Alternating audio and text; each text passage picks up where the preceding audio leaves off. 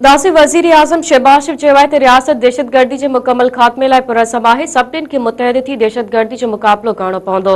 KPK में दहशतगर्दी जे ख़ात्मे लाइ पंहिंजे हिसे जा 800 अरब रुपया ॾिना। केपीके मुल्क जो अहम स्ट्रेटेजिक सूबो आहे। इस्लामाबाद में केपीके जे हवाले सां वर्कशॉप खे ख़िताब कंदे वज़ीर आज़म चयो आहे त बलूचिस्तान खे पंजाब पंहिंजे हिसे जा 100 अरब रुपया ॾिना आहिनि। बलूचिस्तान जे अहम रोडनि जी तामीर लाइ वफ़ाक़ पैसा ॾेई रहियो आहे। मुल्क तॾहिं तरक़ी कंदो जॾहिं सूबा तरक़ी कंदा।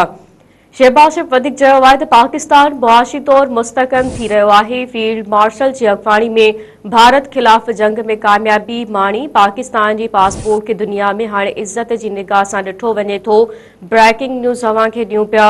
वज़ीर आज़म शहबाज शरीफ़ चयो आहे त रियासत दहशतगर्दी जे मुकमल ख़ात्मे लाइ पुरअज़म आहे। सभिनीनि खे मुतहद थी दहशतगर्दी जो मुक़ाबिलो करणो पवंदो। केपीके में दहशतगर्दी जे ख़ात्मे लाइ पंहिंजे हिसे जा 800 अरब रुपया ॾिना। केपीके मुल्क जो अहम स्ट्रेटेजिक सूबो आहे। इस्लामाबाद में केपीके जे हवाले सां वर्कशॉप खे ख़िताब कंदे वज़ीर आज़म चयो आहे त बलूचिस्तान खे पंजाब पंहिंजे हिसे जा 100 अरब रुपया ॾिना आहिनि। बलूचिस्तान जे अहम रोडनि जी तामीर लाइ वफ़ाक़ पैसा ॾेई रहियो आहे। मुल्क तॾहिं तरक़ी कंदो जॾहिं सूबा तरक़ी कंदा। शहबाज शरीफ़ वधीक चयो आहे त पाकिस्तान मुआशी तौर मुस्तहकम थी रहियो आहे। फील्ड मार्शल जी अॻुवाणी में भारत ख़िलाफ़ जंग में कामयाबी माणे पाकिस्तान जे पासपोर्ट खे दुनिया में हाणे इज़त जी निगाह सां ॾिठो वञे थो।